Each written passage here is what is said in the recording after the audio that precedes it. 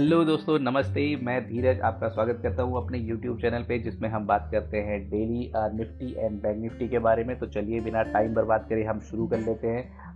सबसे पहले बात करते हैं निफ्टी के बारे में। तो गाइस, निफ्टी के लिए हमने प्लान किया था कि अगर प्राइजेस कहीं पे भी हमारा ये जो रेजिस्टेंस जोन है 17,180 से लेकर के 17,154, इसके ऊपर अगर कहीं पे ट्रेड करता है तो हम ऊपर की साइड के लिए एंट्री देखेंगे। अगर प्राइजेस यहाँ पे कहीं पे ओपन होते हैं तो हम ऊपर के लिए एंट्री देखेंगे, जिसके की टारगेट होते 17,154 से लेकर के 17,180। प्राइजेस खुले ऊपर की काफ़ी गैप अप में, प्राइजेस सस्टेन नहीं कर पाए और वहीं से प्राइजेस में हमारे जो रेजिस्टेंस जोन था उसके नीचे फर्स्ट कैंडल ने क्लोज दिया और सेकंड कैंडल ने भी उसके सेकंड जो टारगेट था 17,154 का उसके नीचे क्लोज देकर के इस रेजिस्टेंस जोन के अंदर बन गया। प्राइजेस ने फिर वापस से ट्राई किया, लेकिन 180 से फिर वापस प्राइजेस नीचे आ करके, और ये हमारा एक जो छोटा सा एक सपोर्ट जोन था जो कि था 17,125, उसी पे ही पूरे दिन भर उसी लेवल पे प्राइजेस ने एक सपोर्ट लेकर के ट्रेड करते रहे। तो कल के लिए हम क्या प्लान करें, कल किन लेवल पे हम ट्रेड के लिए प्लान करें। तो गाइस, मार्केट के लेवल्स में अभी चेंज कुछ आया नहीं है, क्योंकि आज पूरे दिन भर में कुछ काम नहीं हुआ है। यहाँ से सेलर लगे रहे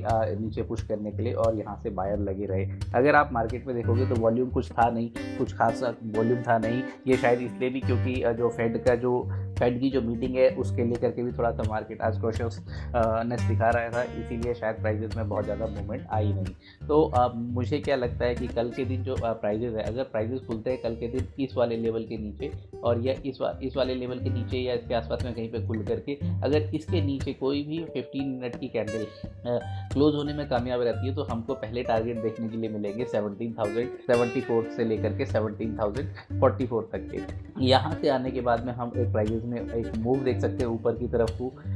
लेकिन अगर यहाँ पर भी प्राइजेस सस्टेन नहीं करते और प्राइजेस यहाँ से नीचे की तरफ आते हैं टाइम बिता करके और यहीं पे काफ़ी देर टाइम बिताते हैं इसी जोन के अंदर, फिर अगर प्राइजेस नीचे टूटते हैं तो हम यहाँ से एक जीरो टू हीरो कॉल ले सकते हैं, जिसका कि जो हम 17,000 का पुट का हम यहाँ से कॉल ले सकते हैं, जिसका कि इनिशियल टारगेट होगा 16,978 रुपये का। लेकिन जो भी आप ट्रेड लेंगे उसमें टाइम का जरूर ध्यान रखिए कि वो किस टाइम आप ले रहे हैं।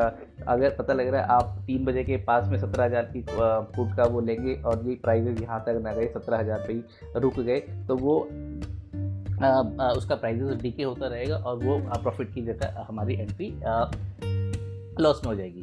तो हम टाइम के साथ देखेंगे। मैं अपने टेलीग्राम पे भी अपडेट करता रहूँगा कि हमको किधर की साइड को मूव करना है। लेकिन अगर प्राइजेस कहीं पे ओपन होते हैं अप साइड मतलब यहीं पे ही कहीं पे ओपन होते हैं और यहीं से ही वापस नीचे की तरफ देखेंगे तो हम जैसे ये वाला ब्रेक हमारा वापस से टूटेगा हम नीचे की तरफ के लिए पहले ही प्लान कर लेंगे एंट्री को। कल के दिन मुझे मोस्ट प्रोबेबली लगता है मार्केट ऊपर या नीचे जिधर भी रहेगा वो ट्रेंडिंग ही रहेगा।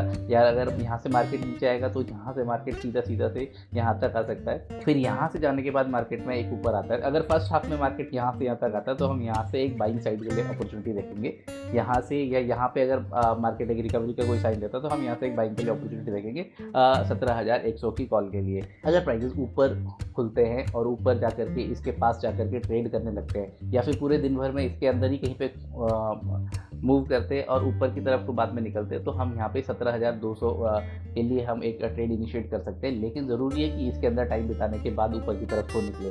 अगर प्राइजेस यहाँ से ऊपर की तरफ ही निकलते हैं तो यहाँ से प्राइजेस ऊपर तरफ निकलने और कोई भी 1 घंटे की कैंडल इस वाले लेवल के ऊपर सस्टेन कर जाती है तो हमको टारगेट ऊपर की तरफ देखने के लिए मिल सकते हैं 17,200 से लेकर के 17,250 17,270 तक के।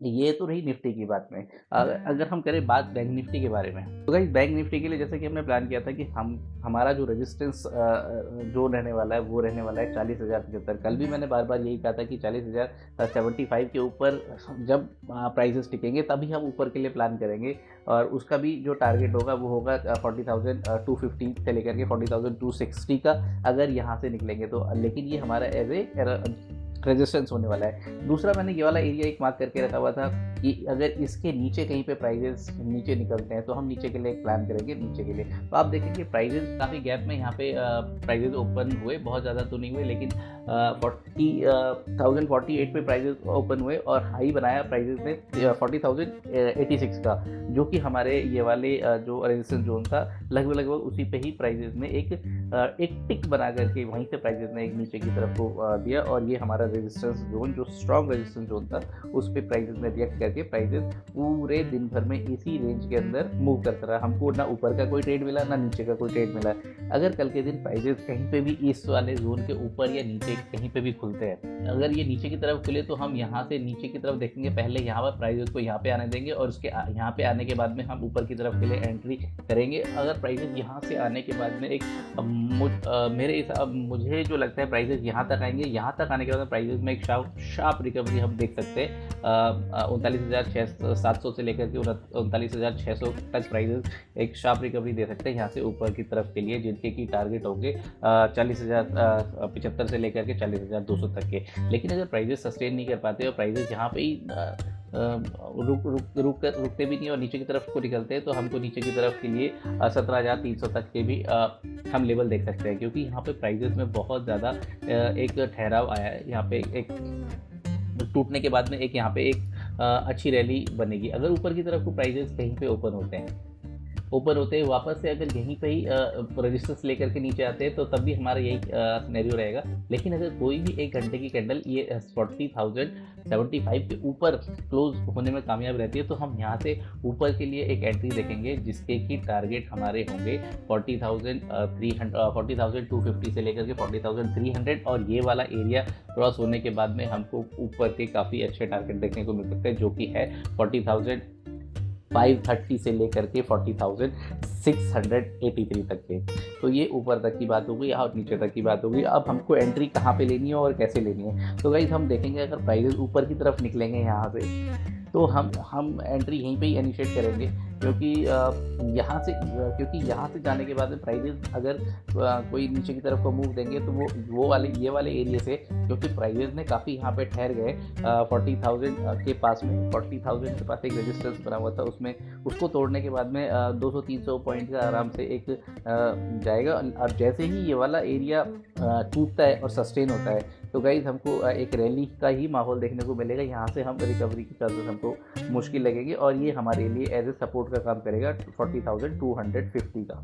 वहीं अगर प्राइजेस नीचे की तरफ को निकलते हैं और यहाँ पे कहीं पे भी रेजिस्टेंस का साइन नहीं देते और नीचे की तरफ को निकलते हैं, तो हम ट्रेड में बने रहेंगे। लेकिन हम देखेंगे ऊपर की तरफ के लिए हम ट्रेंडी मार्केट का वेट, मोस्ट प्रोबेबली ऊपर की तरफ के लिए जो मार्केट रहेगी वो ट्रेंडिंग रहेगी, और नीचे की तरफ के लिए जो मार्केट रहेगी वो यहाँ से आकर के यहाँ पर रहेगी। कल के दिन मुझे लगता है मार्केट ऊपर की तरफ अगर निकलती है, तो मार्केट एक ट्रेंडिंग उसमें रहने वाली है। अगर प्राइस यहाँ पे सस्टेन होने के बाद में ऊपर की तरफ को निकलते हैं, तो यहाँ से प्राइजेस के पास में सिर्फ 200-250 पॉइंट होगा, और यहाँ से एक रिवर्सल एंट्री बनती है। लेकिन क्योंकि यहाँ पे काफ़ी देर प्राइजेस ने टाइम बिता चुके हैं, तो प्राइजेस यहाँ से निकलने के बाद यहाँ पर मुझे लगता नहीं कि सस्टेन करेंगे। अगर सस्टेन नहीं करते हैं, तो हम नीचे की तरफ एंट्री देखेंगे। लेकिन मोस्ट प्रोबेबली जनरली ऐसा होता है कि ऐसे एक बहुत दायरे में काम होने के बाद में, एक पाउस कैंडल बनने के बाद में अगर प्राइजेस ऊपर की तरफ को निकलते हैं, तो एक वो ट्रेंडिंग साइन होता है।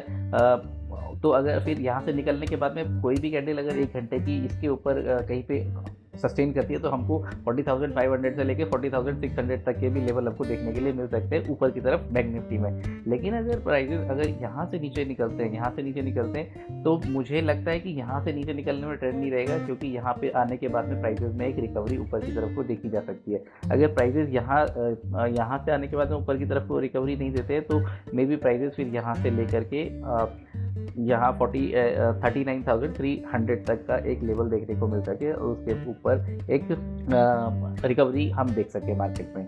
तो देखना रहेगा, कल का एक ट्रिकी रहने वाला है। मुझे लगता है ऊपर की साइड जो रहेगा वो ट्रेंडिंग रहेगा, नीचे की साइड अगर मार्केट आएगा तो वहाँ से एक